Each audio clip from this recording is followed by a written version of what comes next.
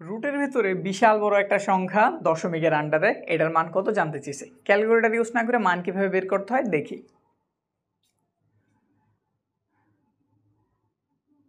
1 আছে, এরপর আছে 3টা জিরো। দশমিকের পরে জিরোগুলি কাউন্ট হয় না, তাহলে এখানে 2টা থাক, 3টা থাক, 5টা থাক, 10টা থাক, এগুলার আমাদের কোনো হিসাব নাই, এগুলি বাদ। তাহলে হিসাব দিলাম আমরা এটারে। আচ্ছা, এটা দশমিকের পরে কয় ঘর পরে আছে? 1 2 3 4, 4টা ঘর পরে আছে নাকি? তাহলে আমরা কি লিখতে পারি? 4টা ঘর পরে আছে, তাহলে 1, দশমিকের জন্য একটা 1 দিয়ে দিলাম, আর যতগুলি ঘর তার জন্য একটা কি 0। তাহলে 4টা ঘর আছে, আমরা কয়টা জিরো অ্যাড করলাম? 4টা জিরো অ্যাড করলাম। পরের লাইন, 1-এর উপর সাধারণত রুট থাকে না, তো আমরা একবারেই বের করি, প্রবলেম নাই।